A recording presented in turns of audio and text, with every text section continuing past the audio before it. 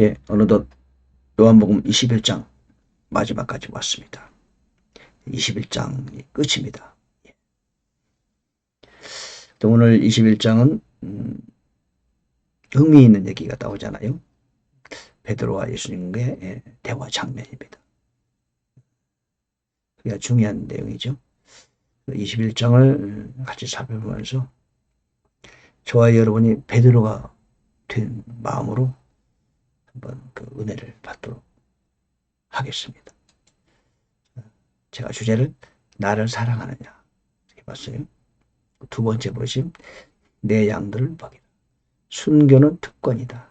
각자 모든 사람에게 사명이 있다.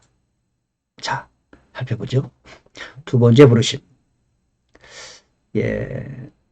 제자들이 예수님, 부활하신 예수님을 두 번째 만나고 지금 세 번째 만날 텐데 만났어요. 그럼에도 불구하고 아직 방향을 잡지 못했죠. 예수님이 갑자기, 물론 갑자기는 아니지만 그들 입장에서는 갑자기 돌아오셨어요. 뭘 해야 될지 몰라요. 아주 구체적으로 명확하게 예수님으로부터 이 일을 해라, 저 일을 해라, 그런 걸 명받지 못했습니다. 놓을 수는 없으니까 고기 잡으러 가겠다. 3절을 보니까 시몬 베드로가 그들에게 이르되 나는 고기 잡으러 가노라 하면서 디베랴 바닷가, 갈릴리 바다가 아니고 발리 이제 여기는 어디냐면요, 이제 바다가 있는데 갈릴리 바다인데 이제 그 위쪽에 있고요. 가버나움은 저 위쪽에 있고 디베랴는 약간 아래쪽입니다. 디베랴 바다에서, 그러니까 그들이 흔히 고기를 잡던 저 갈릴리 위쪽 가버나움 쪽에 있는 그 바다 쪽이 아니고 거기를 떠나서 이제 왜 그랬는지 좀, 그래서 뭐 고향 사람들을 보기에 좀 뭐 했겠죠. 디베랴 바닷가 저 밑에 쪽으로 거기서 고기를 잡고 있었어요. 그때 이제 7명 제자들 중에서 이제 4명은 딴 데로 가고 어딘지 모르겠죠. 뭐 뱃사람이 아니니까 마테나 이런 사람은 그런 사람 아니죠. 그러니까 이제 도마는 일로 왔죠. 그래서 도마 또는 이제 그 나다나엘, 베드로, 그 요한과 야고보, 그 다른 2명 제자에서 7명이 배를 타고 고기를 잡으러 갔어요. 근데 그 밤에 아무것도 잡지 못했다. 근데 예수님께서 멀리서 그물을 배 오른편에 던지라. 그래서 던졌더니 물고기가 많았다. 그랬죠. 이제 그 제자 중에 하나가 주님이시다. 그러니까 베드로가 주님이시라는 말을 듣고 옷을 입고 바다로 뛰어들었어요. 수영해가지고 예수님께 가려고. 참 베드로의 모습이 어떤 사람인가 보이죠. 조금 배 타고 가면 되는데 그새 못 참아서 그 100m쯤 됩니다. 200큐빗이라니까 100m 거리를 수영을 해서 막 빨리 갑니다. 배가 이제 느린 배죠. 베드로가 수영을 아주 잘했나 봐요. 물론 뱃사람이나 그랬겠지만 어릴 때부터 뭐 물가에서 자랐으니까 수영을 잘하겠죠. 수영 도사이겠죠. 100m 거리를 먼저 앞서서 수영해서 예수님께 가는 것. 그래서 예수님께 그때가 세 번째 제자들에게 보인 때입니다. 왜 오셨느냐? 두 번째 부르심이죠. 그들에게 이제는 구체적인 사명을 주시기 위해서 찾아오신 겁니다. 네, 그들은 잠시 이제 쉬고 있었던 거죠. 40일간 예수님께서 부활하신 모습으로 그를 만나면서 하나님의 왕국에 관해서 말씀하시고 전해주시고, 그리고 다시 제 사명을 주시는 겁니다. 앞으로 무슨 일을 해야 할 것인지, 그리고 사명에 대한 그 사명을 완수할 수 있는 능력은 성령의 충만을 허락하시는 거죠. 40일 동안 계시면서 그들에게 앞으로 어떤 일을 해야 할 것인가를 가르쳐 주는 거죠. 오늘은 그렇게 세 번째 만남이십니다. 예수님이 직접 찾아오셔서 같이 식사도 하시고 고기도 구워 드시고 그런 지금 내용이 오늘 그 장면입니다. 그리고는 베드로한테 묻습니다. 특별히 베드로에게. 물론 대표적으로 베드로한테 이제 말씀을 하시는 거죠. 요나의 아들 시몬아, 네가 이것들보다 나를 더 사랑하느냐? 묻습니다. 그러니까 베드로가 주여 그러합니다. 내가 주를 사랑하는 줄 주께서 아십니다. 세 번이나 물으세요. 내 어린 양을 먹이라. 근데 우리가 여기서 조금 이제 주시할 게 있는데요. 예수님께서 네가 이것들보다 나를 더 사랑하느냐? 그 사랑을 세 번이나 물으시는데 두 번까지는 아가페적 사랑으로 묻습니다. 즉 아가파오, 헬라어로요. 아가파오. 근데 이런 때 우리가 헬라가 필요한 때입니다. 사실 우리는 헬라가 필요 없습니다. 영어 정도는 공부할 때 필요하겠지만은 성경을 연구할 때 헬라어나 히브리어는 사실 필요 없습니다. 오히려 영어가 더 이해하기 쉽고 더 진리를 밝히 알려주고 있어요. 그렇지 않으면 헬라어, 히브리어를 지금까지 하나님께서 보존하셨겠죠. 킹 제임스 성경이 너무나 원문보다 더 원문입니다. 저는 확실히 말씀드릴 수 있습니다. 그래서 근데 이 문제만은 조금 한번 고려해보면 좋아요. 자, 예수님께서 처음 두 번 질문하실 때 아가페 사랑으로 질문하십니다. 그러니까 베드로는 필리오 사랑으로 대답합니다.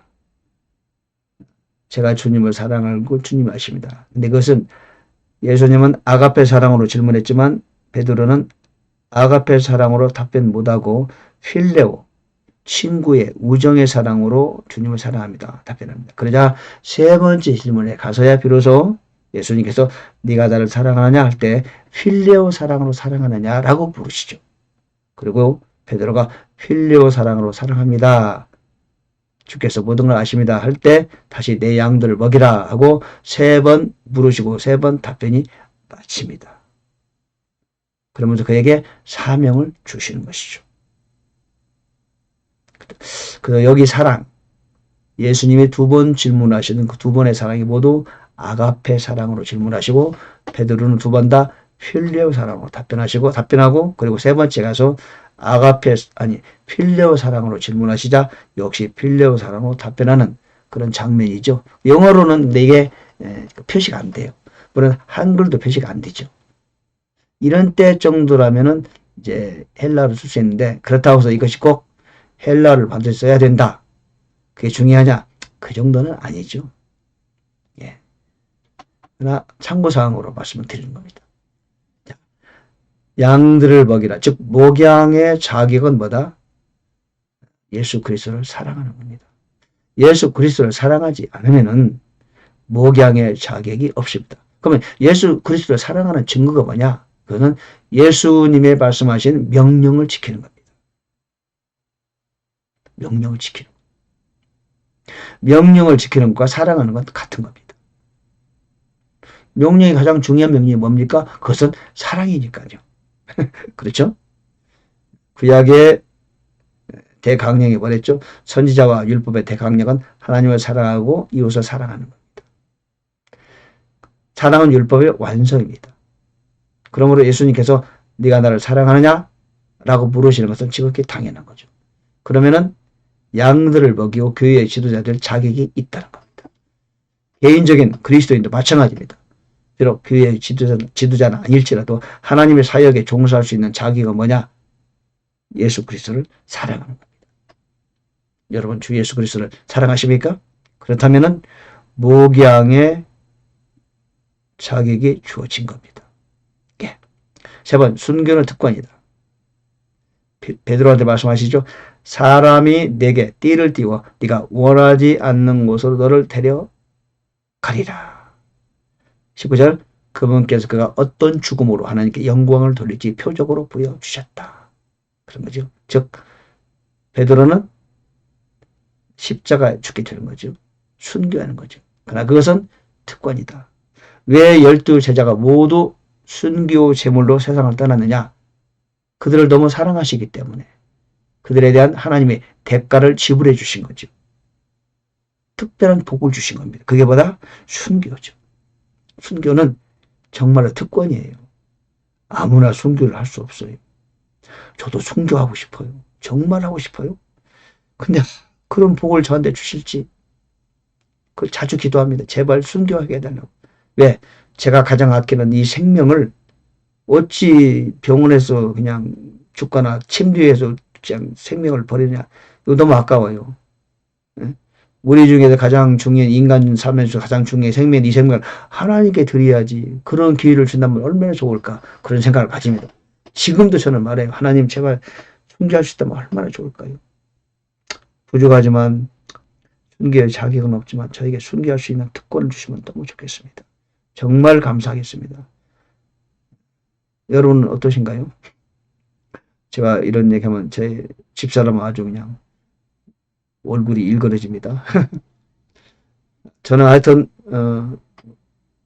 공개적으로 말씀드립니다. 이 땅에 와서 순교의 제물이 될 수 있다면 얼마나 좋을까.